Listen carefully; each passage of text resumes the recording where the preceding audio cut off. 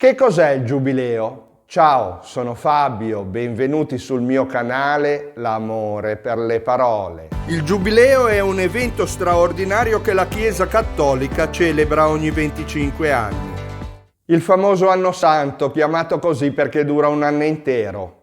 Un momento speciale in cui i fedeli possono toccare con mano la misericordia di Dio. Per capire cos'è il Giubileo, però, bisogna partire dalla tradizione ebraica e da un numero ricorrente, il 7. Ma cosa c'entra il Giubileo con gli ebrei e perché il numero 7? Cosa significa davvero la parola Giubileo? Scopriamolo insieme.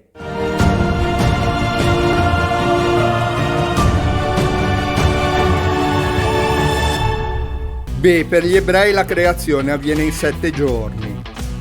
Per 6 giorni Dio dona la vita e il settimo si riposa. Il sabato, che in ebraico è Shabbat e significa riposo. Giorno che i cristiani poi spostano alla domenica. Ogni 7 anni gli ebrei festeggiano l'anno di espiazione, l'anno sabbatico, parola che viene sempre da Shabbat. Un periodo in cui non coltivano i campi, non lavorano, si riposano e basta. Ogni 7 anni sabbatici ce n'è uno davvero speciale, che viene annunciato dal suono di uno strumento, un corno di montone chiamato Giobel. Per questo motivo si chiama Giubileo. Giobel in latino diventa Jubileus e quindi Giubileo in italiano. Giubilare significa infatti gioire, fare festa. Durante questo periodo gli schiavi riassaporano la libertà, i debiti vengono azzerati e le terre restituite agli antichi proprietari. Un anno in cui, ristabilita la giustizia, chiunque può ripartire da zero e riconciliarsi con Dio e con il prossimo. E il Giubileo cristiano lo si deve a Bonifacio VIII, un papa molto discusso, è il 1330. Bonifacio riprende la festa ebraica e la trasforma in un'usanza cristiana. Con una bolla papale apre di fatto il primo giubileo cristiano della storia. Cosa promette? L'indulgenza plenaria, la remissione totale dei peccati. Ma a chi? A chi si mette in cammino verso i luoghi santi. A chi visita le basiliche di San Pietro e di San Paolo fuori le mura. Roma diventa meta di pellegrinaggio universale. Il Papa stabilisce che il Giubileo cada ogni 100 anni. Ma nel 1342 Clemente VI non ce la fa proprio ad aspettare. Fa un giubileo e decide che la festa si ripeta ogni 50 anni. Con una visita in più. Quella alla Basilica di San Giovanni in Laterano. Nel 1470 Paolo II riduce definitivamente l'intervallo a 25 anni. Con lui nasce la tradizione della Porta Santa. L'apertura della porta di San Pietro, che avviene solo in questa occasione, dà ufficialmente inizio al Giubileo.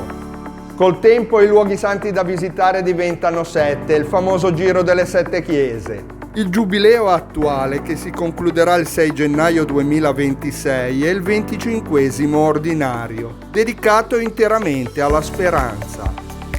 Ci sono stati però anche giubilei straordinari, come quello del 2015, per volere di Papa Francesco. Come si ottiene il perdono dai peccati nel Giubileo?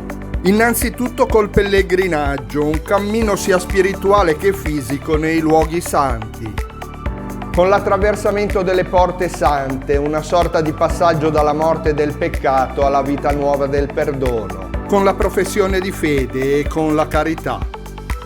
Attenzione che l'indulgenza cancella solo le conseguenze terrene del peccato. Per eliminare il peccato occorre il pentimento e la confessione. E chi non può andare sino a Roma? Può partecipare alle celebrazioni della sua città, non è obbligatoria la presenza nella città eterna. Segui il canale e non sei ancora iscritto? Valuta l'opportunità di farlo e allora dai, lascia un commento qui sotto e attiva la campanella delle notifiche per restare sempre aggiornato. Pensando al Giubileo allora, ricordiamoci dell'antica etimologia e di quel corno di montone simbolo di liberazione e di rinascita, che ancora oggi sembra quasi annunciare un tempo straordinario di perdono, di riconciliazione e di speranza per l'umanità intera.